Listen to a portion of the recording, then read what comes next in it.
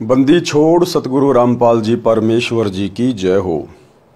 परमपिता परमात्मा सारी सृष्टि के रचनहार, कुल मालिक, असंख्य ब्रह्मांडों के स्वामी, जगत गुरु, तीनों लोकों में प्रवेश करके सबका भरण पोषण करने वाले राजाधिराज, आत्माधार, नाथों के नाथ, देवों के देव, महादेव, सर्वेश्वर, महेश्वर, मृत्युंजय, अजरो अमर, आदि अनादि, सनातनी प्रभु, जगत पिता जगदीश्वर, श्री श्री 1008 की उपाधि के वास्तविक अधिकारी, अकाल मूर्त, शब्द स्वरूपी राम वासुदेव, सर्वगतम ब्रह्म, परम पूज्य, प्रथम पूज्य, परम संत, परम पुरुष, परम धनी, परम दयालु, सत्य कबीर, हक्का कबीर, अल्लाहु कबीर, अल्लाहु अकबर, बाखबर, अल्लाह ताला, जगत के तारणहार, जगत के मुक्तिदाता, जगत के जगन्नाथ, हारे के सहारे, हिंदुओं के राम, मुसलमानों के अल्लाह, सिखों के वाहिगुरु, ईसाइयों के मसीह, दया के सागर दया निधि, करुणा के सागर करुणा निधि, स्वयंभू परिभू, संकट मोचन, कष्ट हरण, मंगल करण, दुख भंजन, अविगत कबीर,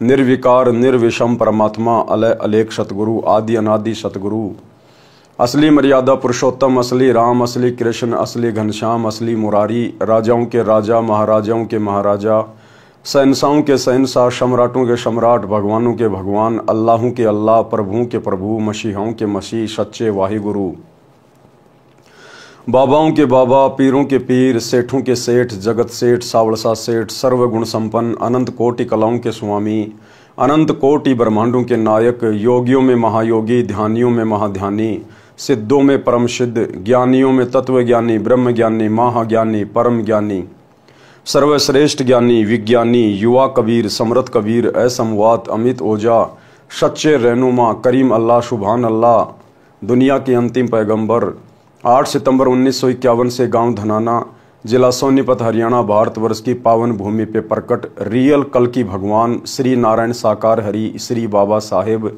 नूर अनंत परमात्मा, संत श्रोमणी सतगुरु रामपाल जी परमेश्वर जी के चरण कमल में साध संगति से जुड़े हुए देश विदेश से आप और हम सभी सत्सेवक भाई बहनों का अनंत कोटि दंडवत प्रणाम। सत्साई भाइयों और बहनों, दया परमपिता परमेश्वर जी की, सारी सृष्टि के रचनहार सतगुरु रामपाल जी भगवान की, जिनके शुभ आशीर्वाद से, विशेष आशीर्वाद से, उन्हीं के कर कमल से लिखित पवित्र पुस्तक जीने की राह के ऊपर वीडियो बनाने की श्रृंखला जारी है। इसी श्रृंखला में आज हमारा ये 26वें नंबर का वीडियो है। प्रत्येक वीडियो में गुरुदेव भगवान के आशीर्वाद से हमें भक्ति मार्ग से संबंधित बहुत सारी बातें पता चल रही हैं, जो हमारे विश्वास को दृढ़ कर रही हैं। भाइयों और बहनों, पवित्र पुस्तक जीने की राह के ऊपर कल हमारा लास्ट वीडियो होगा, अंतिम वीडियो होगा। उसके बाद सृष्टि रचना शुरू हो जाती है, जो कि गुरुदेव भगवान ने अपने सत्संगों में अनेकों बार अच्छे से समझाई हुई है। तो कल जीने की राह पुस्तक के ऊपर हमारा लास्ट वीडियो होगा। उसके बाद मुसलमान धर्म के ऊपर गुरुदेव भगवान ने जो पवित्र पुस्तक लिखी है, मुसलमान नहीं समझे ज्ञान कुरान, यानी मुसलमान धर्म के भाई, मुल्ला, काजी, ये लोग कुरान शरीफ के ज्ञान को भली भांति नहीं समझ पाए हैं। उसके बाद उस पुस्तक के ऊपर वीडियो बनाने की श्रृंखला शुरू होगी। तो आज के वीडियो में गुरुदेव भगवान हमें वासुदेव की परिभाषा के विषय में बता रहे हैं। आम जो जगत के लोग हैं, सांसारिक लोग हैं, जो शास्त्र अनुकूल साधना से अपरिचित हैं, अपने धर्म ग्रंथों के गूढ़ रहस्यों से अपरिचित हैं, वे लोग केवल श्री कृष्ण जी को वासुदेव कहते हैं। दरअसल वासुदेव श्री कृष्ण जी का नाम नहीं था, वासुदेव श्री कृष्ण जी के पिताजी का नाम था। और श्री कृष्ण जी के पिता का वासुदेव नाम पंडितों ने वेदों से रखा था, क्योंकि वेदों में वासुदेव पूर्ण ब्रह्म परमात्मा कबीर साहेब का नाम है। वासुदेव का मतलब होता है जिसकी सत्ता सबके ऊपर है, जिसका निवास हर जगह पर है, जो कण कण में है, जो हर जगह निवास करता है, वास करता है, उसको कहते हैं वासुदेव। तो श्री कृष्ण जी वासुदेव नहीं है, श्री विष्णु जी वासुदेव नहीं है, दुर्गा वासुदेव नहीं है, 21 ब्रह्मांड का स्वामी ज्योति निरंजन वासुदेव नहीं है, क्योंकि ज्योति निरंजन यानी काल ब्रह्म का निवास केवल 21 ब्रह्मांड में है, जबकि इससे ऊपर तो अक्षर पुरुष के 7 संख्य ब्रह्मांड है। इसलिए अक्षर पुरुष भी वासुदेव नहीं है, क्योंकि अक्षर पुरुष से ऊपर फिर शतलोक है, और ऊपर के लोकों में और नीचे के सभी लोकों में केवल एकमात्र परम सत्ता का वास है, जिसे कबीर भगवान कहते हैं, जो कबीर भगवान वर्तमान में सतगुरु रामपाल जी के रूप में धरती पे प्रकट हैं। तो यदि एकमात्र कोई वासुदेव है जिनका वेदों में नाम लिखा हुआ है, वो कबीर भगवान सतगुरु रामपाल जी हैं। तो चलिए गुरुदेव भगवान क्या समझा रहे हैं। पवित्र पुस्तक जीने की राह, पार्ट नंबर 26 और पेज नंबर 220। वासुदेव की परिभाषा। गीता अध्याय 3 श्लोक 14-15 में कहा है कि संपूर्ण प्राणी अन्न से उत्पन्न होते हैं। संपूर्ण प्राणी अन्न से उत्पन्न होते हैं। अन्न से कैसे उत्पन्न होते हैं? गुरुदेव भगवान ने बताया कि अन्न के खाने से शरीर में वीर्य पैदा होता है और वीर्य से फिर मनुष्य की उत्पत्ति होती है, स्त्री या पुरुष के रूप में। तो इस प्रकार अन्न से सभी की उत्पत्ति होती है। गीता अध्याय 3 श्लोक 14-15 में कहा है कि संपूर्ण प्राणी अन्न से उत्पन्न होते हैं। अधिक जानकारी पृष्ठ 215-216 पर है, वहां से पढ़े। यहां पर केवल इस विषय को लेते हैं। फिर कहा है कि ब्रह्म अर्थात क्षर पुरुष की उत्पत्ति अविनाशी परमात्मा से हुई है। ब्रह्म कौन? ये 21 ब्रह्मांड का स्वामी, दुर्गा का पति, ब्रह्मा विष्णु महेश का पिता। ब्रह्म यानी काल, ज्योति निरंजन, इसकी उत्पत्ति किससे हुई है? अविनाशी परमात्मा से। कौन अविनाशी परमात्मा? वही वासुदेव कबीर भगवान जो सबका उत्पत्ति करता है, जिसके विषय में गीता अध्याय 15 श्लोक 17 में कहा है। इससे सिद्ध है कि सर्वगतम ब्रह्म यानी सर्वव्यापी परम अक्षर ब्रह्म अर्थात वासुदेव सदा ही यज्ञों में प्रतिष्ठित है। विचार करें, सर्वगतम ब्रह्म का अर्थ है सर्वव्यापी परम अक्षर परमात्मा। गीता अध्याय 3 श्लोक 15 के अनुसार श्री ब्रह्मा जी, श्री विष्णु जी तथा श्री शिव जी तीनों देवता केवल एक ब्रह्मांड में बने तीनों लोकों स्वर्गलोक, पृथ्वीलोक, पाताल लोक में केवल एक एक विभाग अर्थात गुण के प्रधान हैं। ये सर्वगतम ब्रह्म अर्थात सर्वव्यापी परमात्मा वासुदेव नहीं है। यानी काल ने तपस्या करके पूर्ण ब्रह्म परमात्मा कबीर देव भगवान से 21 ब्रह्मांड लिए हुए हैं और 21 ब्रह्मांड के एक ब्रह्मांड में काल ने जो सृष्टि रची हुई है, उस एक ब्रह्मांड में केवल 3 लोकों के प्रधान हैं ये ब्रह्मा विष्णु महेश, वो भी एक एक विभाग के। यानी श्री ब्रह्मा जी को काल ने सृष्टि रचना का कार्यभार सौंप रखा है। सृष्टि रचना यानी जीवों की उत्पत्ति करना अपने रजोगुण के प्रभाव से। विष्णु जी को कार्य दे रखा है उन सब का पालन पोषण करना, उन सबको मोह ममता में बांध के रखना। और शंकर जी को ड्यूटी दे रखी है उन सबको मार मार के फिर अपने पिता ज्योति निरंजन के पास तपस्या पे भेज देना, क्योंकि उसको प्रतिदिन 1 लाख मानव शरीर खाने का श्राप मिला हुआ है। तो श्री ब्रह्मा विष्णु महेश तो केवल 21 ब्रह्मांड में, केवल एक ब्रह्मांड में, और वो भी एक ब्रह्मांड के मात्र 3 लोकों के प्रधान देवता हैं, और वो भी एक एक डिपार्टमेंट के। तो ये भी सर्वगतम ब्रह्म परमात्मा नहीं है। नंबर 2, ब्रह्म यानी ब्रह्मा विष्णु महेश का पिता, जिसको क्षर पुरुष भी कहते हैं, ये केवल 21 ब्रह्मांडों का प्रभु है। ये भी सर्वव्यापी अर्थात वासुदेव नहीं है। इस काल ने भी सतलोक में तप करके केवल 21 ब्रह्मांड प्राप्त किए थे परमात्मा से। जो इसके 21 ब्रह्मांड को परमात्मा ने दुर्गा और काल सहित वहां से 16 संकोश की दूरी पे भेज दिया। तो ये काल भी केवल 21 ब्रह्मांड का ही स्वामी है। ये भी सर्वव्यापी परमात्मा नहीं है, वासुदेव नहीं है, सर्वगतम ब्रह्म नहीं है, क्योंकि इससे ऊपर तो फिर अक्षर पुरुष है। अक्षर पुरुष ये केवल 7 संघ ब्रह्मांडों का प्रभु है। ये भी सर्वव्यापी अर्थात वासुदेव नहीं है। अक्षर पुरुष भी वासुदेव नहीं है, ये केवल 7 संघ ब्रह्मांडों का स्वामी है। इससे ऊपर तो शतलोक, अलख लोक, अगम लोक और अनामी लोक है, जिसके विषय में अक्षर पुरुष जानता भी नहीं है। तो अक्षर पुरुष भी वासुदेव नहीं है। नंबर 4, परम अक्षर ब्रह्म, पूर्ण ब्रह्म परमात्मा, ये है वो कबीर देव सतगुरु रामपाल जी भगवान। ये है वासुदेव, जिस परमात्मा की सत्ता ऊपर से लेकर नीचे सबके ऊपर है।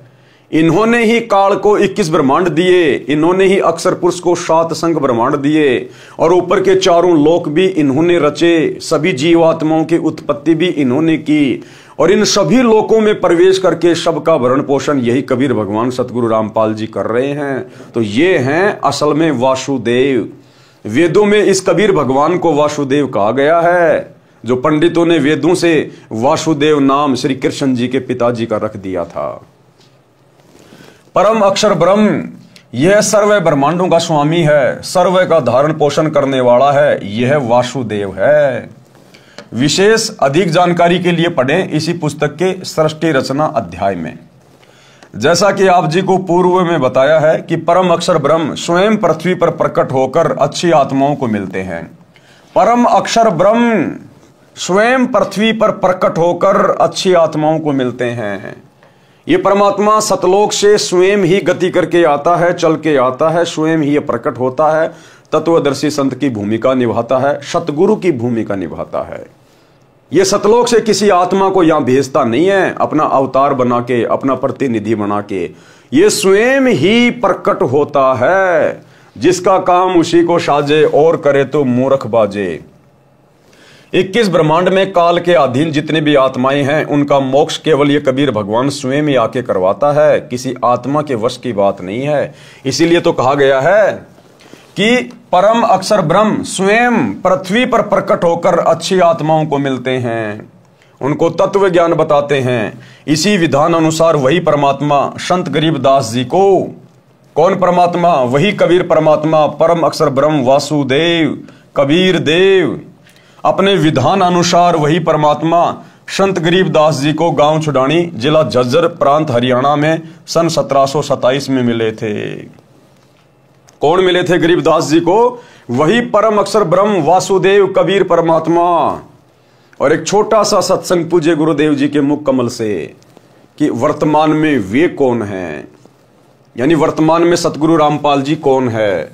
ये वही परमात्मा हैं जो सन 1727 में गांव छुडानी के खेतों में आदरणीय गरीबदास जी को मिले थे। छोटा सा सत्संग जिसमें गुरुदेव कह रहे हैं कि उत्तर दक्षिण पूर्व पश्चिम फिरदा दाने दाने नु, सर्व कला सतगुरु साहिब की हरि आए हरियाणे नु। कि भाई वो परमात्मा गरीबदास जी के समय आए और आज तुम्हारे सामने प्रत्यक्ष प्रकट है, अगर पहचान सको तो पहचान लो। छोटा सा सत्संग। तो क्या बताते हैं? उत्तर दक्षिण पूर्व पश्चिम फिरदा दाने दाने लो, और सर्व कला सतगुरु साहिब की हरि आए हरियाणे। गरीबदास जी के समय आए थे रिबारे भाई प्रगट सामने था, पहचाने जात पहचान लियो। गरीबदास जी के समय आए थे रिबारे भाई प्रगट सामने था, पहचाने जात पहचान लियो। गरीबदास जी के समय आए थे रिबारे भाई प्रगट सामने था, पहचाने जात पहचान लियो। तो भाई और बहनों, सत्संग आपने सुना, उम्मीद करता हूं समझ में आ गया होगा। गरीबदास जी को कौन मिले थे? गरीबदास जी के समय कौन आए थे? कबीर परमात्मा जिंदा बाबा के रूप में। और गुरुदेव कह रहे हैं वही आज तुम्हारे सामने प्रत्यक्ष प्रकट है, पहचान सको तो पहचान लो। तो वर्तमान में हमारे सामने कौन प्रत्यक्ष प्रकट है? सतगुरु रामपाल जी। तो कौन हुए सतगुरु रामपाल जी? गरीबदास जी के गुरु, गरीबदास जी के परमात्मा, ये स्वयं बंदी छोड़ कबीर साहिब है, वासुदेव है, परम अक्षर ब्रह्म है। अपने विधान अनुसार वही परमात्मा संत गरीबदास जी को गांव छुडानी, जिला झज्जर, हरियाणा प्रांत सन 1727 में मिले थे। एक जिंदा महात्मा की वेशभूषा में थे। गरीबदास जी की आत्मा को उस सनातन परम धाम में ले गए थे। कहां? सतलोक में। फिर ऊपर के सर्व ब्रह्मांडों तथा प्रभुओं की स्थिति बताकर तत्व ज्ञान से परिचित कराकर वापिस शरीर में छोड़ा था। उस समय संत गरीबदास जी की आयु 10 वर्ष की थी। उस दिन संत गरीबदास जी को मृत जानकर चिता पर रखकर अंतिम संस्कार की तैयारी कर रहे थे।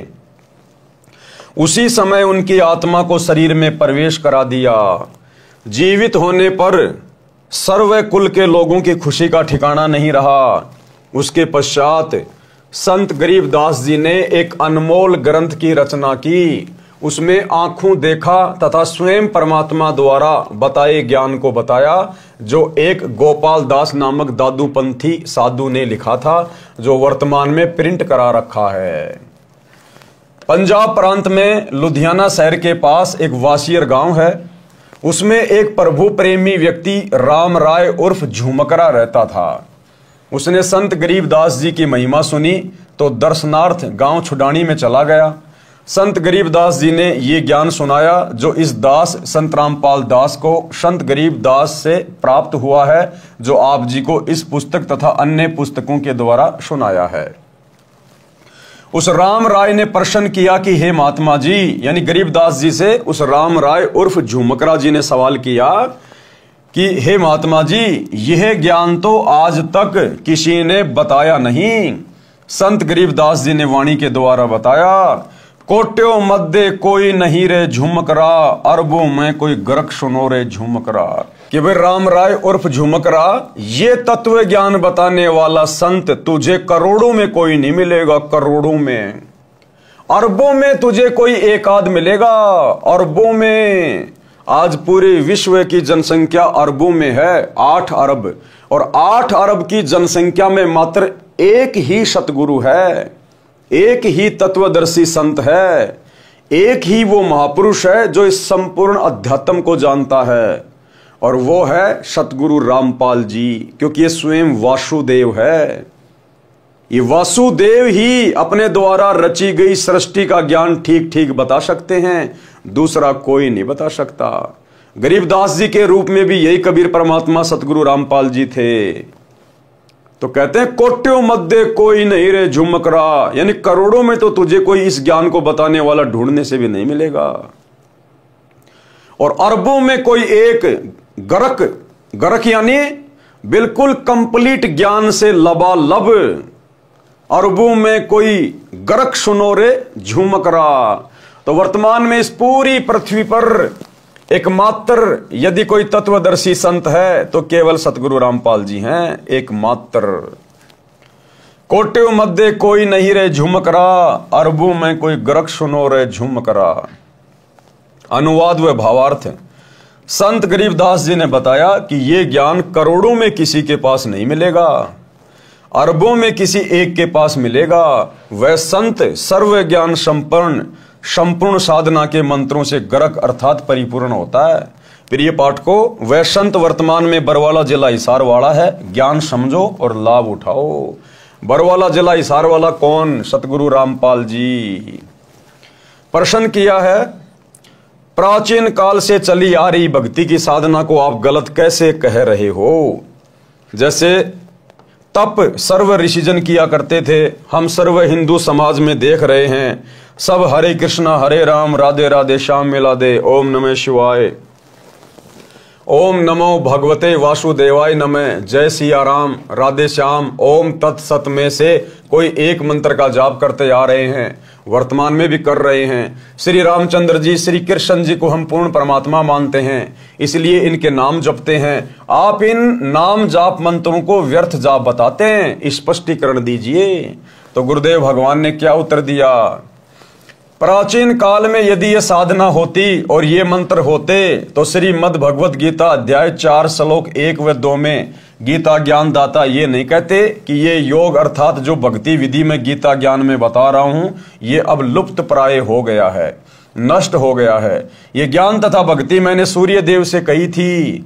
अब बहुत सारे लोगों को शंका हो जाती है, जो लोग धर्मशास्त्रों से परिचित नहीं है, जो लोग विज्ञान को ज्यादा महत्व देते हैं, वो लोग जब ये सुनते हैं, गीता जी में इस अध्याय को पढ़ते हैं कि गीता जी में कहा गया है कि अर्जुन ये ज्ञान मैंने सबसे पहले सूर्य को दिया था, तो लोग सोच बैठते हैं कि ये सूर्य जो आग का गोला जो चमकता है, इसको भला कैसे ज्ञान दिया गया? इस आग के गोले को ज्ञान नहीं दिया गया।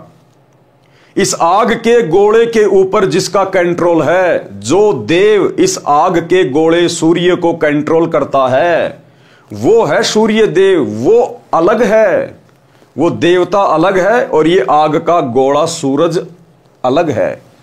जिस प्रकार कोई बिजली मंत्री होता है, बिजली मंत्री, अब वो बिजली मंत्री कोई बिजली थोड़ी होता है, वो बिजली मंत्री एक इंसान है। उस बिजली मंत्री का उस बिजली के ऊपर अधिकार है, वो डिपार्टमेंट उसके हाथ में है, उसको कंट्रोल करता है। वो बिजली अलग है और बिजली मंत्री अलग है। इसी प्रकार ये सूरज अलग है और सूर्य देव अलग है। तो सूर्य देव को सर्वप्रथम यह ज्ञान दिया गया। ये ज्ञान तथा भक्ति मैंने सूर्य देव से कही थी। फिर मनु ने अपने पुत्र इक्ष्वाकु को कहा। फिर कुछ राजा ऋषियों ने जाना। अब बहुत समय से अर्थात द्वापर से बहुत समय पहले से ही लुप्त था, तथा मनु इक्ष्वाकु आदि सर्व सतयुग के प्रथम चरण में हुए थे। यदि आप श्री रामचंद्र जी पुत्र राजा दशरथ तथा श्री कृष्ण चंद्र जी श्री वासुदेव को पूर्ण परमात्मा मानते हैं, इसलिए इनके नाम हरे राम हरे कृष्ण आदि आदि जाप करते हैं और इन्हीं से मोक्ष मानते हैं, तो श्रीमद् भगवद गीता में वर्णित यथार्थ प्राचीन योग अर्थात भक्ति की विधि के विपरीत होने से व्यर्थ हैं। शास्त्र विधि त्याग कर मनमाना आचरण हुआ, जिस कारण से उपरोक्त प्रश्न में लिखे अन्य मंत्र भी शास्त्र प्रमाणित नहीं हैं, इसलिए व्यर्थ है। गीता अध्याय 16 श्लोक 23-24 में कहा है कि जो पुरुष शास्त्र विधि को त्याग कर मनमाना आचरण करते हैं उनका न तो सुख होता है, न सिद्धि प्राप्त होती है, न उनकी गति होती है, अर्थात व्यर्थ साधना है। गीता अध्याय 16 श्लोक 23 से।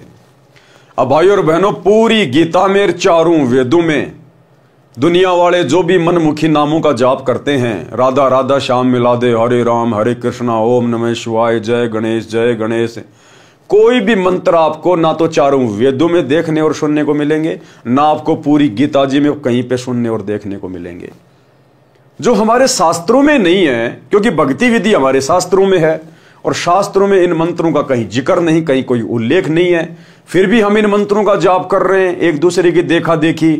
तो हम तो मूर्ख प्राणी हैं, मूर्ख प्राणी। हमें अध्यात्म का ज्ञान ही नहीं है, हम तो केवल देखा देखी में भेड़ चाल में चल रहे हैं। तो अगर यही मंत्र यदि सतयुग में कोई जाप कर रहा होता, त्रेता में कोई जाप कर रहा होता, तो फिर गीता जी में भी होने चाहिए थे। और सतयुग के इंसान तो जानते ही नहीं थे श्री राम कौन है, क्योंकि श्री रामचंद्र जी का जन्म तो सतयुग के बाद त्रेता युग में हुआ था।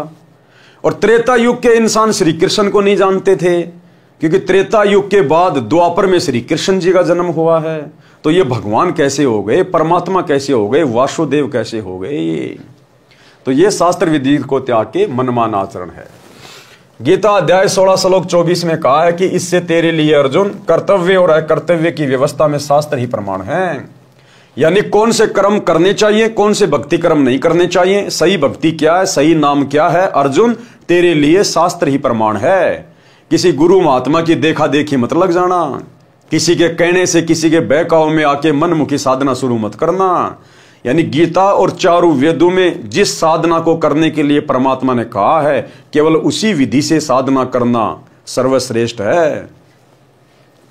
भावार्थ है कि जो भक्ति की विधि प्रमाणित शास्त्रों में चारों वेदों ऋग्वेद, यजुर्वेद, सामवेद तथा अर्थर्ववेद तथा इन्हीं चारों वेदों का सारांश श्रीमद् भगवद गीता तथा सूक्ष्म वेद जो परमात्मा स्वयं ने अपने मुख कमल से बोला था, ये भक्ति के ज्ञान तथा समाधान के प्रमाणित शास्त्र हैं, वर्णित नहीं है। वह शास्त्र विरुद्ध साधना है। इससे भक्ति के कौन कौन से कर्म करने चाहिए और कौन से नहीं करने चाहिए, उनके लिए शास्त्रों को ही आधार मानो। शास्त्रों में वर्णित भक्ति विधि को अपनाओ और सब त्याग दो। श्री राम जी का जन्म त्रेता युग के अंतिम चरण में हुआ था। श्री कृष्ण जी का जन्म द्वापर के अंतिम चरण में हुआ था। सतयुग से ही मानव भक्ति करता आ रहा है। उस समय कौन राम थे? आप कहोगे कि श्री विष्णु जी तो सतयुग से भी पहले के हैं और श्री राम श्री कृष्ण भी स्वयं श्री विष्णु जी ही थे। सतयुग में भी प्रमाण है कि महर्षि वाल्मीकि जी राम राम नाम जपते थे, वे विष्णु विष्णु नहीं जपते थे। इससे सिद्ध हुआ कि श्री विष्णु जी श्री राम श्री कृष्ण जी से भिन्न कोई राम अर्थात मालिक है। यानी सतयुग में महर्षि वाल्मीकि जी राम नाम का जाप किया करते थे। हालांकि वो राम नाम का जाप शास्त्रों के अनुसार नहीं था, क्योंकि चारों वेदों में और गीता जी में केवल एक ओम मंत्र का जाप करने का विधान है, राम राम जाप करने का विधान नहीं है। महर्षि वाल्मीकि जी को भी पूर्ण ज्ञान नहीं था, तत्व ज्ञान नहीं था। इसलिए श्री रामचंद्र जी का तो जन्म ही त्रेता में हुआ था। यदि उससे पहले श्री विष्णु जी श्री राम थे तो महर्षि वाल्मीकि जी फिर विष्णु विष्णु नाम का जाप करते, राम राम का क्यों कर रहे थे? इसका मतलब वो वास्तविक राम कोई और है। राम राम शब्द जगत बखाना है। त्रेता युग वाले राम को तो सब जानते हैं, लेकिन आदि राम कोई बिरला जाना है। आदि राम वो वासुदेव परमात्मा, परम अक्षर ब्रह्म, कबीर देव, वो है असल में राम। राम यानी जो सबके ऊपर, सबका परमात्मा, सबका अल्लाह। इससे सिद्ध हुआ कि श्री विष्णु जी श्री राम श्री कृष्ण जी से भिन्न कोई राम अर्थात मालिक है। उस राम का जाप करना चाहिए जो गीता अध्याय 7 श्लोक 29 में है, जिसके विषय में कहा है कि तत्व ब्रह्म को जानने वाले केवल जरा तथा विरध अवस्था तथा मृत्यु से छुटकारा पाने के लिए ही भक्ति करते हैं। अर्जुन ने गीता अध्याय 8 श्लोक 1 में प्रश्न किया कि वह तत्व ब्रह्म क्या है, तो गीता ज्ञानदाता ने गीता अध्याय 8 श्लोक 3 में उत्तर दिया कि वह परम अक्षर ब्रह्म है, यानी सबसे ऊपर वाला भगवान, तेरे ब्रह्मा विष्णु महेश दुर्गा काल महाकाल इन सबसे ऊपर वाला वो परम अक्षर ब्रह्म है, वो सच्चिदानंद घन ब्रह्म कबीर देव, ये है वो वासुदेव जो वर्तमान में सतगुरु रामपाल जी के रूप में धरती पे प्रकट है।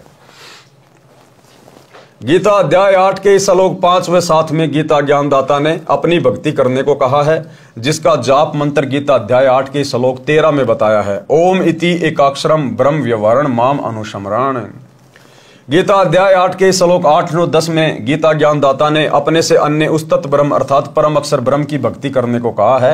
उसकी भक्ति का नाम जाप मंत्र गीता अध्याय 17 श्लोक 23 में है, ओम तत्सत इति निर्देश ब्रह्मण त्रिविध समृत ब्राह्मणा तेन वेदा च यज्ञा च विहिता पुरा।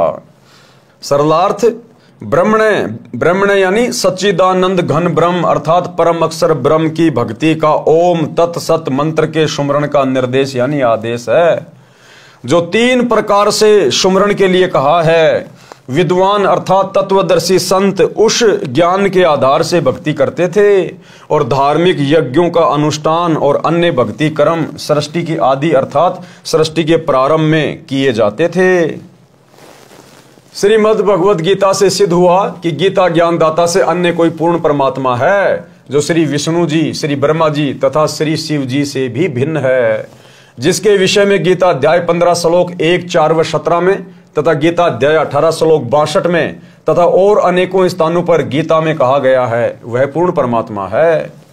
गीता अध्याय 15 श्लोक 16 में 2 पुरुष बताए हैं, यानी 2 भगवान बताए गए हैं, और दोनों नाशवान बताए हैं, यानी दोनों की जन्म और मृत्यु होती है। किसकी? क्षर पुरुष यानी ब्रह्म की और अक्षर पुरुष की। उनके अंतर्गत जितने प्राणी हैं वे भी नाशवान हैं। क्षर पुरुष ये केवल 21 ब्रह्मांडों का प्रभु है और अक्षर पुरुष ये 7 संग ब्रह्मांड का प्रभु है। ये दोनों ही पूर्ण परमात्मा नहीं है। गीता अध्याय 15 श्लोक 16। गीता अध्याय 15 श्लोक 17 में गीता ज्ञानदाता ने कहा कि उत्तम पुरुष तू अन्य, अर्थात इन दोनों से उत्तम पुरुषोत्तम तो कोई और ही है, परमात्मा तो कोई और ही है। कि उत्तम पुरुष तू अन्य अर्थात पुरुषोत्तम तो कोई ऊपर वर्णित दोनों पुरुषों यानी दोनों भगवानों क्षर पुरुष तथा अक्षर पुरुष से अलग है, जिसको परमात्मा इति उदारते यानी परमात्मा कहा गया है। ये लोकत्रयम जो तीनों लोकों में आविश्य विभर्ति यानी प्रवेश करके धारण पोषण करता है, अवय ईश्वर है यानी अविनाशी परमेश्वर है। गीता अध्याय 15 श्लोक 17 का निष्कर्ष है ये कि क्षर पुरुष और अक्षर पुरुष से अलग कोई और पुरुषोत्तम है और परमात्मा है, जो तीनों लोकों में प्रवेश करके सबका भरण पोषण करता है। वास्तव में वो परमात्मा है। पूर्ण परमात्मा परम अक्षर ब्रह्म है, सिद्ध हुआ।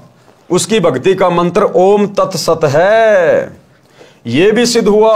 ओम तत्सत जो तीनों मंत्र हैं ये उपरोक्त तीनों प्रभुओं यानी ओम मंत्र तो क्षर पुरुष का अर्थात काल का है जो गीता का ज्ञान दे रहा है, और तत् ये सांकेतिक है जो इसी पुस्तक में पूर्व में विवरण है वहां पढ़ें। ये तत् नाम जाप अक्षर पुरुष का है, और सत जो तीसरा मंत्र है ये भी सांकेतिक है, अधिक विस्तार पूर्व में दिए प्रकरण में इसी पुस्तक में पढ़ें। ये सत मंत्र परम अक्षर ब्रह्म का है जिसको सार नाम कहते हैं, लेकिन ये सांकेतिक है, कोड वर्ड में है। ये केवल सतगुरु रामपाल जी बताएंगे कि वास्तव में वो मंत्र क्या है। श्रीमद् भगवद गीता में ये पूर्ण मोक्ष प्राप्ति के सांकेतिक मंत्र हैं जो आज तक यानी सन 2012 तक किसी ने नहीं स्पष्ट किए। आप जी जो हरिओम तत्सत जाप करते हैं वह भी व्यर्थ है, क्योंकि आप जी को तत् तथा सत के वास्तविक मंत्रों का ज्ञान नहीं है। यानी ये तत्व क्या है और सत क्या है ये कोड वर्ड में है, यानी वास्तविक मंत्र क्या है वो किसी को पता नहीं है एकमात्र सतगुरु रामपाल जी के अलावा। उदाहरण, एक धनी व्यक्ति ने अपने धन को अपने घर में गड्ढा खोदकर दबा दिया। उस स्थान का केवल धनी व्यक्ति को ही पता था। उस धनी व्यक्ति ने एक बही में सांकेतिक स्थान लिख दिया। धनी व्यक्ति की मृत्यु अचानक हो गई। पिता का संस्कार करके पुत्रों ने वह पैड उठाई जिसमें पिताजी कहता था कि इस बही में धन कहाँ है ये लिखा है, जिसे पिताजी किसी को नहीं दिखाते थे। धनी व्यक्ति के मकान के आगे आंगन था। उस आंगन के एक कोने में मंदिर बना था। बही में लिखा था कि चांदनी 14 रात्रि 2 बजे सारा धन मंदिर के गुम्बज में दबा रखा है। लड़कों ने मंदिर का गुम्बज रात्रि के 2 बजे फोड़कर धन खोजा, कुछ नहीं मिला। बच्चों को बड़ा दुख हुआ। एक दिन उनके पिता का मित्र दूसरे गांव से शोक व्यक्त करने आया। बच्चों ने यथास्थान पर धन न मिलने की चिंता जताई। उस धनी के मित्र ने वह बही मंगाई और व्याख्या पढ़ी तो कहा कि मंदिर के गुम्बज का पुनः निर्माण कराओ। वैसा ही कराना, मैं फिर किसी दिन आऊंगा, तब धन वाला स्थान बताऊंगा। वह व्यक्ति चांदनी 14 को आया। रात्रि के 2 बजे जिस स्थान पर मंदिर के गुम्बज की चांद की रोशनी से छाया थी, उस स्थान पर खुदाई कराई। सारा धन बही में लिखा था वह मिल गया। बच्चे खुश तथा धनी हुए। आप जी जो हरिओम तत्सत का जाप कर रहे हो, आप मंदिर का गुम्बज खोद रहे हो, कुछ भी हाथ नहीं आएगा। यथास्थान वास्तविक मंत्र मेरे यानी संत रामपाल दास के पास है, उनको ग्रहण करके भक्ति धनी तथा सुखी हो। परमात्मा कहते हैं वस्तु कहां खोजे कहां और किस विध लागे हाथ, और भाई एक पलक में पाइए बेदी ले ले साथ।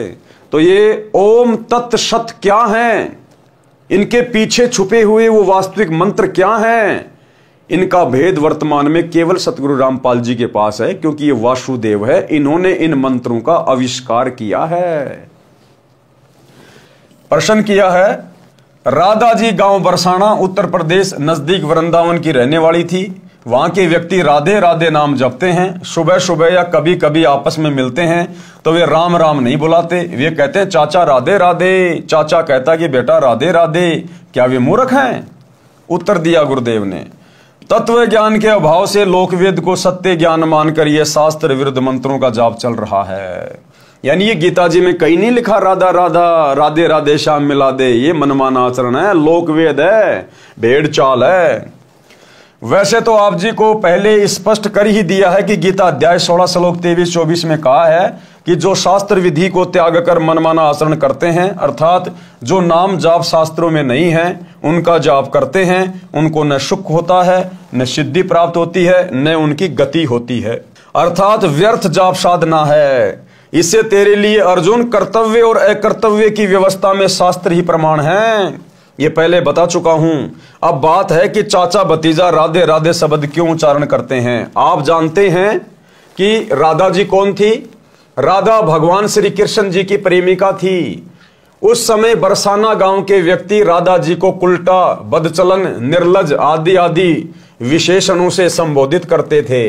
कहते थे ये दूसरे गांव के नंद बाबा के लड़के से छिप छिप कर मिलने जाती है, इसे अपने घर पर भी न आने देना, बेटियों पर गलत प्रभाव पड़ेगा। श्रीमान जी, अब उसी बरसाना के व्यक्ति राधा जी के लिए स्वयं स्त्री पुरुष युवतियां कहते हैं कि राधे राधे श्याम मिला दे। जैसा कि आप जी ने पूर्व के प्रश्न में बताया था कि हम ये नाम भी जाप करते हैं, अब न राधा जी है और न श्री कृष्ण जी, अब बड़बड़ा रहे हैं सनीपात के जवर के रोगी की तरह, राधे राधे श्याम मिला दे। यही स्थिति अन्य मंत्रों की है जो आपने पूर्व प्रश्न में कहे हैं, उनकी जानो, वे भी शास्त्र प्रमाणित न होने से व्यर्थ हैं। और जिस समय राधा थी श्री कृष्ण जी भी यही था, और वो बेचारी राधा श्री कृष्ण जी से मिल भी नहीं पाती थी, छुप छुपा के मिलती थी, बड़ी मुश्किल से लोगों से नजरें बचा के। और जब वो राधा श्री कृष्ण से मिलने जाती थी, लोगों को पता चलता था तो बरसाने के लोग उसको बदचलन लड़की कहते थे, बदचलन। अपने घर पर भी नहीं आने देते उसको कि हमारे बच्चे और बिगाड़ेगी। तो वो राधा बेचारी खुद नहीं मिल पाती थी श्री कृष्ण जी से, और अब तुम कहते हो राधे राधे श्याम मिला दे, तुम्हें कहां से मिला देगी? बेचारी खुद तो छुप छुप के मिला करती थी। तो ये शास्त्र विधि को त्याग के मनमाना आचरण हो रहा है। अब आपके इस प्रश्न का उत्तर बताता हूं कि चाचा भी कहता है राधे राधे, भतीजा भी कहता है राधे राधे। आपको भी पता है कि राधा जी श्री कृष्ण जी की प्रेमिका थी। आपको यह भी पता है कि जब रुक्मणी जी को श्री कृष्ण जी भगाकर रथ में बैठा कर लाने लगा तो रुक्मणी जी का भाई अपनी बहन को छुड़ाने के लिए घोड़े पर सवार होकर पीछे दौड़ा था।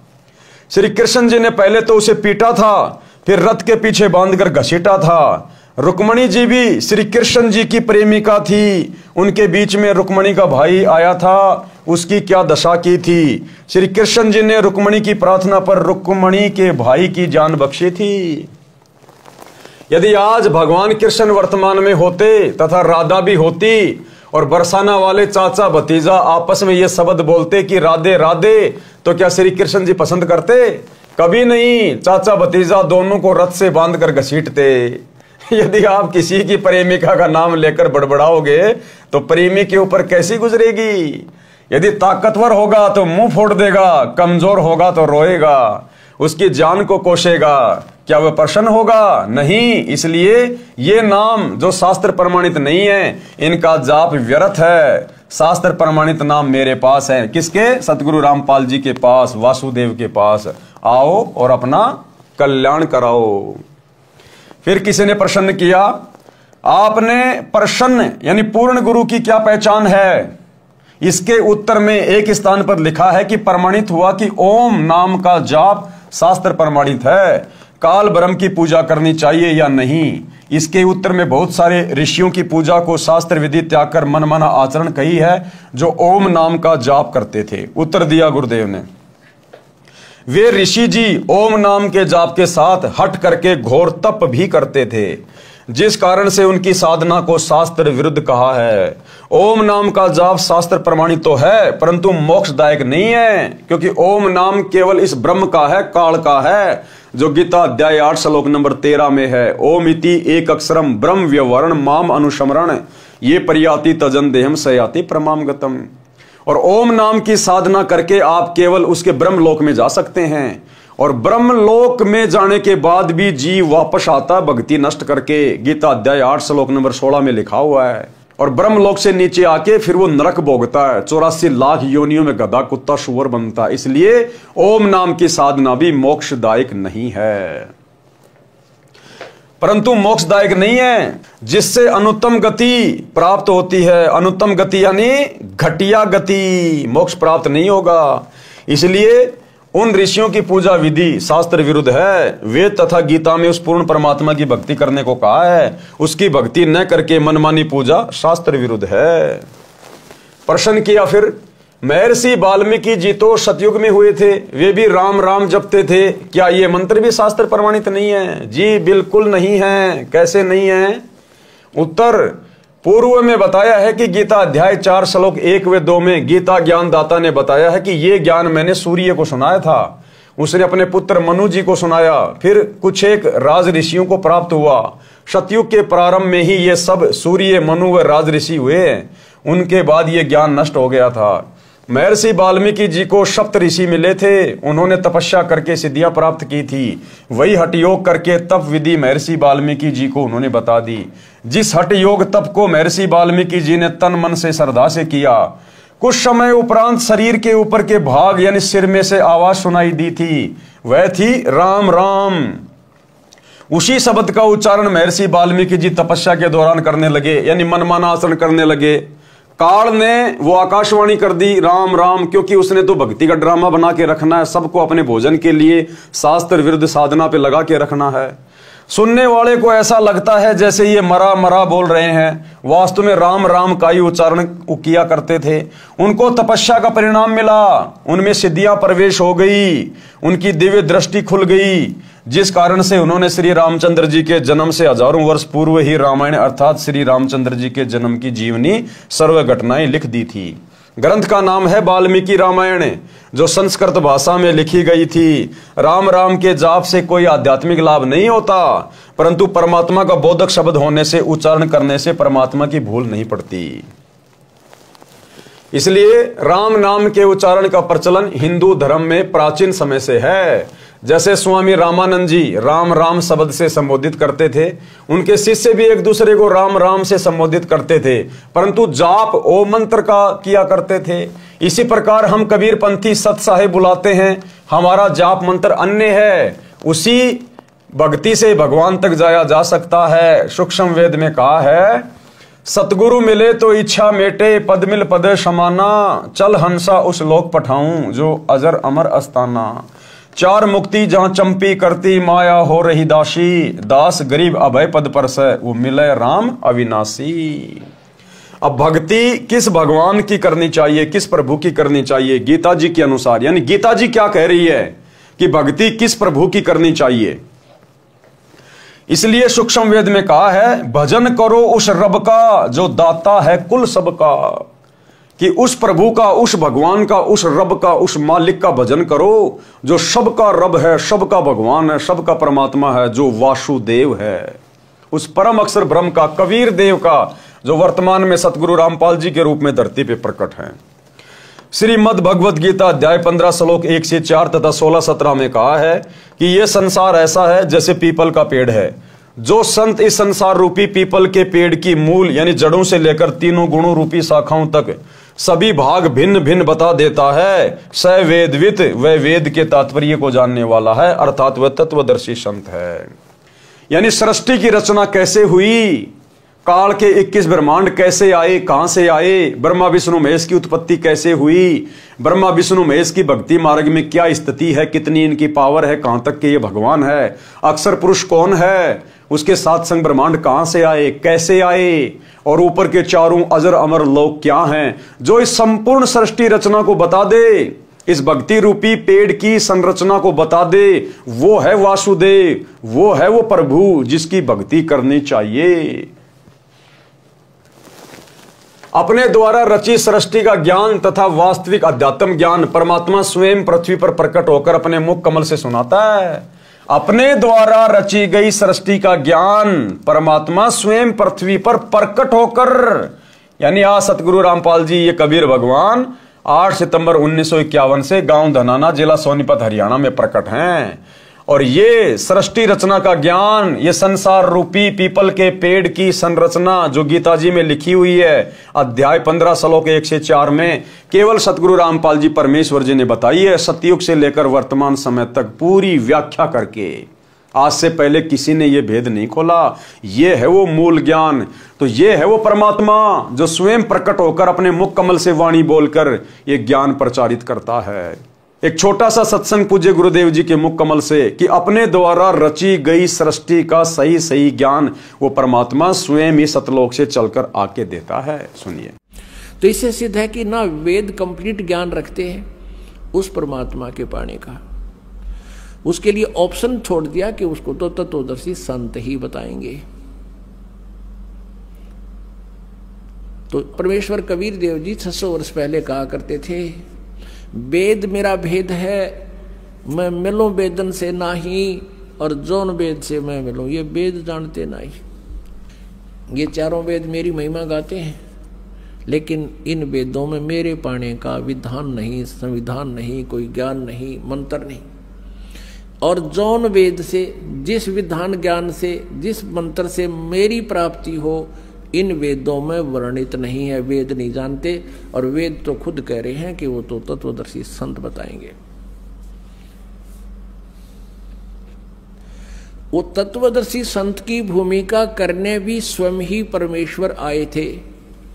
ना जीव तत्वदर्शी नहीं हो सकता, अध्यात्म ज्ञान से जीव परिचित नहीं हो सकता भगवान की रची सृष्टि को, और जीव उससे उत्पन्न प्राणी कैसे बता देगा। ये ब्रह्म भी, ब्रह्मा विष्णु महेश भी, और दुर्गा भी, ये सभी देवता भी, और यो काल भी, ब्रह्म भी और परब्रह्म भी, ये सब उस परमात्मा से उत्पन्न है। तो परमात्मा के द्वारा उत्पन्न की गई सृष्टि को उसके बालक नहीं बता सकते, संतान नहीं बता सकती, तो पिता ही बतावे।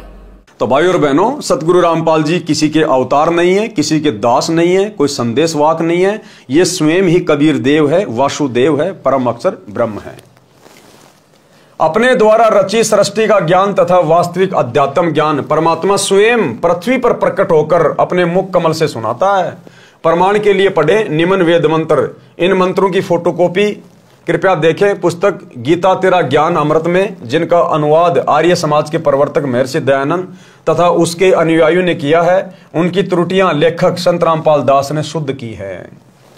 ऋग्वेद मंडल नंबर 9 सूक्त 86 मंत्र 26-27, ऋग्वेद मंडल नंबर 9 सूक्त 82 मंत्र 1 और 2, ऋग्वेद मंडल नंबर 9 सूक्त 96 मंत्र 16 से 20, ऋग्वेद मंडल नंबर 9 सूक्त 94 मंत्र 1, ऋग्वेद मंडल नंबर 9 सूक्त 95 मंत्र 2, ऋग्वेद मंडल नंबर 9 सूक्त 54 मंत्र 3, ऋग्वेद मंडल नंबर 9 सूक्त 20 मंत्र 1 में प्रमाण है कि जो सर्व ब्रह्मांडों का रचनहार, सर्व का पालनहार परमेश्वर है, वह सभी भवनों के ऊपर के लोक में बैठा है, यानी वो अनामी लोक में बैठा है, अकह लोक में। ऋग्वेद मंडल नंबर 9 सूक्त 54 मंत्र 3, वह परमात्मा वहां से गति करके अर्थात सशरीर चलकर यहां पृथ्वी पर आता है। जैसे कि 8 सितंबर 1951 को सांसारिक चरम दृष्टि को धोखा देते हुए ये कबीर भगवान सतगुरु रामपाल जी सशरीर 8 सितंबर 1951 को गांव धनाना, जिला सोनीपत, हरियाणा में प्रकट हुए। वह परमात्मा वहां से गति करके अर्थात सशरीर चलकर यहां पृथ्वी पर आता है, भक्तों के कष्टों का नाश करता है, लाखों भक्तों के उजड़े हुए परिवारों को ऋषि परिवार बना दिया। जो चैन समोकर थे, नशेड़ी थे, मांसाहारी थे, जुआरी थे, परमेश्वर ने आज उनको भगत बना दिया। जिनको संतान नहीं थी, परमेश्वर ने उनकी गोद हरी कर दी। डॉक्टरों ने जिनको डिक्लेयर कर दिया था कि आपकी मृत्यु निश्चित है, कोई बचा नहीं सकता, परमात्मा ने उनको अपने आशीर्वाद से, भक्ति से स्वस्थ कर दिया। 100 साल की उम्र प्रदान कर दी गुरुदेव भगवान ने। निर्धन को धनवान बना दिया परमात्मा ने, रोगी को स्वस्थ कर दिया गुरुदेव भगवान ने, जो कि वासुदेव के गुणों में लिखा हुआ है। भक्तों के संकटों का नाश करता है, उसका नाम कबीर देव अर्थात कबीर परमेश्वर है। यहां पर अच्छी आत्माओं को मिलता है, उनको तत्व ज्ञान अपने मुख कमल से बोलकर बताता है। तो आज वो तत्व ज्ञान गुरुदेव अपने मुख कमल से बोल के सुना रहे हैं। अन्यथा इनके अलावा पृथ्वी पर दूसरा कोई संत नहीं है जो तत्व ज्ञान की छींट भी जानता हो। वह परमात्मा ऊपर के लोक में बैठा है। ऋग्वेद मंडल नंबर 9 सूक्त 86 मंत्र 26-27, मंडल 82 मंत्र 1-2 तथा मंडल 9 सूक्त 20 मंत्र 1। परमात्मा पृथ्वी पर कवियों की तरह आचरण करता हुआ विचरण करता है। ऋग्वेद मंडल नंबर 9 सूक्त 94 मंत्र 1 में परमात्मा अपने मुख कमल से वाणी बोलकर भक्तों को भक्ति करने की प्रेरणा करता है। परमात्मा भक्ति के गुप्त मंत्रों का आविष्कार करता है। ऋग्वेद मंडल नंबर 9 सूक्त 95 मंत्र 2। सार नाम और सार शब्द ये सतगुरु रामपाल जी परमेश्वर जी के पास हैं, ये गुप्त मंत्र और किसी के पास नहीं है। परमात्मा तत्व ज्ञान को कबीर वाणी यानी कबीर वाणी द्वारा लोकोक्तियों, दोहों, चौपाइयों द्वारा बोलकर सुनाता है। वह कबीर देव, कबीर परमेश्वर है जो संत रूप में प्रकट होता है। उस परमेश्वर द्वारा ऋषि या संतों द्वारा रची असंख्य वाणियां जो तत्व ज्ञान है, वे उनके अनुयायियों के लिए अमृत तुल्य आनंददायक होती हैं। वह परमेश्वर प्रसिद्ध कवियों में से भी एक प्रसिद्ध कवि की पदवी भी प्राप्त करते हैं। उनको कवि कहते हैं, परंतु वह परमात्मा होता है। वह परमात्मा तीसरे मुक्ति धाम सतलोक में विराजमान है। जैसे मनुष्य अन्य वस्त्र धारण करता है, ऐसे ही वह परमात्मा भिन्न भिन्न रूपों में पृथ्वी पर प्रकट होता है। उपरोक्त ऋग्वेद के मंत्रों से स्पष्ट है कि परमात्मा अपने अमर धाम से चलकर पृथ्वी पर प्रकट होता है। वह अच्छी आत्माओं को मिलता है। वह तत्वदर्शी संत की भूमिका करके तत्व ज्ञान दोहों, चौपाइयों, शब्दों द्वारा बोलता है। क्या भूमिका करता है वो परमात्मा? परम अक्षर ब्रह्म वासुदेव तत्वदर्शी संत की भूमिका। उस परमेश्वर ने सन 1398 से 1518 तक 120 वर्ष पृथ्वी पर भारतवर्ष की पावन धरती पर काशी शहर में जुलाहे यानी धानक के रूप में रहकर तत्व ज्ञान बताया था। कबीर अक्षर पुरुष एक पेड़ है और क्षर पुरुष वाकी डार और तीनों देवा शाखा हैं, पात रूप संसार। विशेष कबीर वाणी पुस्तक में एक वाणी ऐसे भी लिखी है, कबीर अक्षर पुरुष वृक्ष का तना है, क्षर पुरुष है डार, तीनों देव शाखा बहे, पात जानो संसार। सरलार्थ, वृक्ष का जो हिस्सा पृथ्वी से बाहर दिखाई देता है उसकी जानकारी बताइए कि वृक्ष का जो तना होता है उसे तो अक्षर पुरुष जानो जो 7 संग ब्रह्मांडों का स्वामी है।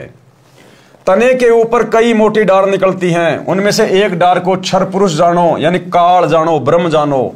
फिर उस डार के मानो 3 शाखा निकलती हैं, ये तीनों देवता रजगुण ब्रह्मा जी, सतगुण विष्णु जी तथा तमगुण शिव जी जानो। और उन शाखाओं पर लगे पत्ते जीव जंतु जानो। परमेश्वर कबीर जी ने तत्व ज्ञान में सब ज्ञान बताया है। गीता अध्याय 4 श्लोक 32 में भी कहा है कि यज्ञों अर्थात धार्मिक अनुष्ठानों की जानकारी ब्रह्मणे मुखे सच्चिदानंद घन ब्रह्म अर्थात परम अक्षर ब्रह्म ने अपने मुख कमल से बोली वाणी में विस्तार के साथ कही है, वो तत्व ज्ञान है। गीता अध्याय 4 श्लोक 34 में कहा है कि जो तत्व ज्ञान परमात्मा स्वयं बताता है उसको उसके कृपया पात्र संत ही समझते हैं। यानी तत्व ज्ञान को, जो तत्व ज्ञान को कबीर भगवान वासुदेव सतगुरु रूप में, तत्वदर्शी संत के रूप में प्रकट होकर बताता है, उसको हर कोई नहीं समझ पाता। केवल उसके कृपया पात्र संत ही समझते हैं, जो अपने गुरु को परमात्मा के रूप में स्वीकार कर लेते हैं, अपने गुरु को ही परमेश्वर के रूप में जान लेते हैं। और वर्तमान में केवल सत्सेवक भाई बहन जो साध संगति से जुड़े हुए हैं, केवल यही वो आत्मा है जो कृपा पात्र हैं गुरुदेव भगवान की, जिन्होंने अपने गुरु को अपना इष्ट मान लिया, परमात्मा मान लिया, कबीर भगवान मान लिया। और समाज में जो कबीर दास जी की जो नकली फोटो है दाढ़ी मूंछ वाली, उसको फाड़ फाड़ के फेंक दिया। और गीता अध्याय 3 श्लोक 13 के अनुसार अपने गुरु को इष्ट मानकर घर घर में उनका बेड लगाकर उनको भोग लगाया जा रहा है। तो क्या कहा गुरुदेव ने, जब वो परम अक्षर ब्रह्म तत्वदर्शी संत के रूप में धरती पे आता है, तब उसके कृपा पात्र संत ही उसको समझ पाते हैं।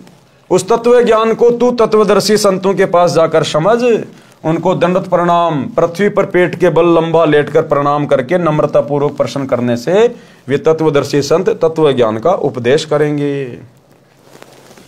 परमेश्वर ने यह तत्व ज्ञान स्वयं पृथ्वी पर प्रकट होकर बताया था। गीता अध्याय 15 श्लोक 1 में तत्वदर्शी संत की पहचान बताई है कि जो संत संसार रूपी वृक्ष को मूल यानी जड़ से लेकर सर्व अंगों को जानता है, वो तत्वदर्शी संत है। अब जाने संसार रूपी वृक्ष के सर्वांग, मूल यानी जड़, ये परम अक्षर ब्रह्म है, ये कबीर देव है, ये वासुदेव है। यानी पेड़ की जो जड़ होती है वो जमीन के अंदर होती है, वो दिखाई नहीं देती, वो परोक्ष होती है, गुप्त होती है, छुपी हुई होती है, लेकिन वो साकार है। यदि उसको खोद के देखा जाए तो वो साकार है, साकार। इसलिए पेड़ का जो मूल है वो उसकी जड़ होती है, जड़ से ही पूरे पेड़ को पोषण मिलता है, तने को भी, डारियों को भी, आगे शाखाओं को भी। तो वो पोषण कहां से मिल रहा है? जड़ से मिल रहा है। इसी प्रकार जो परम अक्षर ब्रह्म है, जो वासुदेव है, कबीर देव, वो गुप्त है, वो परोक्ष है, निराकार नहीं है, वो साकार है। जैसे पेड़ की जड़ें निराकार नहीं है, वो साकार हैं जो जमीन के अंदर है। इसी प्रकार वो कबीर परमात्मा साकार है, निराकार नहीं है, जो तीनों लोकों में प्रवेश करके सबका भरण पोषण करता है। जैसे पेड़ की जड़ें पूरे पेड़ का पोषण करती हैं। मूल यानी जड़, ये परम अक्षर ब्रह्म है जो सबका मालिक है, सबकी उत्पत्ति करता है, सबका धारण पोषण करने वाला है, जिसकी जानकारी गीता अध्याय 8 श्लोक 1 के प्रश्न का उत्तर गीता अध्याय 8 के ही श्लोक 3, 8, 9, 10 तथा 20, 21, 22 में दिया है। उसी का वर्णन गीता अध्याय 15 श्लोक 17 में है। जैसे गीता अध्याय 15 श्लोक 16 में 2 पुरुष बताए हैं, एक क्षर पुरुष, दूसरा अक्षर पुरुष। ये दोनों तथा इनके अंतर्गत जितने शरीरधारी प्राणी हैं वे सब नाशवान हैं, जीव आत्मा तो किसी की भी नहीं मरती। गीता अध्याय 15 के श्लोक 17 में कहा है कि उत्तम पुरुष है, अर्थात पुरुषोत्तम तो अन्य ही है, जिसे परमात्मा इति उदारता है, परमात्मा कहा जाता है। ये लोकत्रयम जो तीनों लोकों में अविश्य विभर्ती प्रवेश करके सबका धारण पोषण करता है, अवय ईश्वर है, वो अविनाशी परमेश्वर है।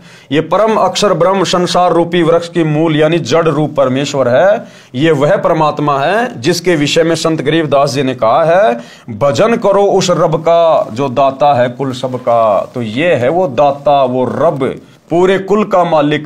भजन करो उस रब का जो दाता है कुल सबका। ये 21 ब्रह्मांड के स्वामी क्षर पुरुष का भी दाता है, 7 संग ब्रह्मांड के स्वामी अक्षर पुरुष का भी दाता है। यह असंख्य ब्रह्मांडों का मालिक है। यह क्षर पुरुष तथा अक्षर पुरुष का भी मालिक तथा उत्पत्ति करता है। अक्षर पुरुष ये संसार रूपी वृक्ष का तना जाने, ये 7 संग ब्रह्मांडों का मालिक है, ये भी नाशवान है। तीसरा क्षर पुरुष ये गीता ज्ञान दाता है, इसको क्षर ब्रह्म भी कहते हैं। इसे संसार वृक्ष की डार जानो, ये केवल 21 ब्रह्मांडों का मालिक है, ये भी नाशवान है। नंबर 4 पर तीनों देवता, रजगुण ब्रह्मा, सतगुण विष्णु, तमगुण शिव, संसार रूपी वृक्ष की 3 शाखाएं यानी टहनियां हैं। ये एक ब्रह्मांड में बने 3 लोकों, पृथ्वी लोक, पाताल लोक तथा स्वर्ग लोक में एक एक विभाग के मंत्री हैं यानी मालिक हैं। जैसे रजगुण विभाग के श्री ब्रह्मा जी मालिक हैं, जिसके प्रभाव से सभी प्राणी संतान उत्पत्ति करते हैं। सतगुण विभाग के श्री विष्णु जी मालिक हैं, जिसके एक दूसरे में ममता बनी रहती है, कर्मा अनुसार सर्व का किया फल देते हैं। तमोगुण विभाग के श्री शंकर जी मालिक हैं, जिसके कारण सर्व का अंत होता है, और पात रूप में संसार के प्राणी जानो, ये है संसार रूपी वृक्ष के सर्व भागों की भिन्न भिन्न जानकारी। ये ज्ञान स्वयं परमेश्वर कबीर जी ने अपने मुख कमल से बोला था। वह कबीर वाणी, कबीर बीजक, कबीर शब्दावली तथा कबीर सागर में श्री धनी धर्मदास बांधवगढ़ वाले द्वारा लिखा गया था। उस परमेश्वर ने जो बताया ही था, यह वर्तमान में इस दास रामपाल दास ने समझा है। ये कृपया परमेश्वर कबीर जी की ही है कि संपूर्ण अध्यात्म ज्ञान मुझे प्राप्त है। गीता अध्याय 15 श्लोक 1 के अनुसार तत्वदर्शी संत की पहचान से भी यह सिद्ध हुआ कि ये दास रामपाल दास वो तत्वदर्शी संत है। तो भाइयों और बहनों, मौका चूको मत, जितना जल्दी हो सके सतगुरु रामपाल जी परमेश्वर जी के सत्संग सुनना शुरू कर दो और भक्ति शुरू कर दो। आने वाला समय बहुत ज्यादा विनाशकारी है।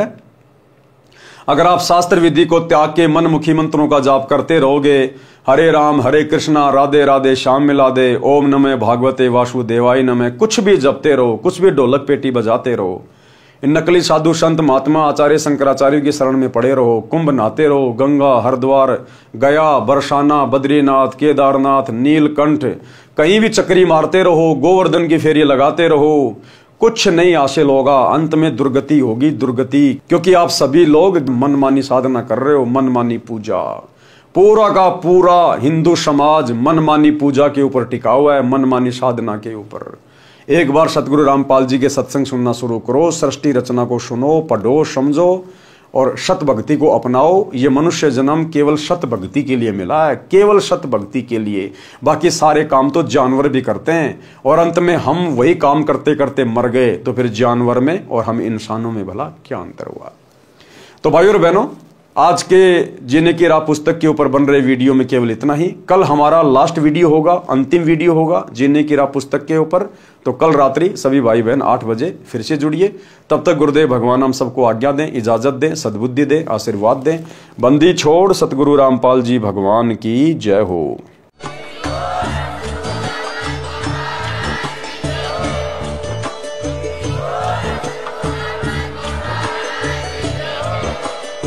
भाई जो गुरु बचन पे डट गे, कट गे फंद 84 के, कट गे फंद 84 के, कट गे फंद 84 के। भाई जो गुरु बचन पे डट गे, कट गे फंद 84 के।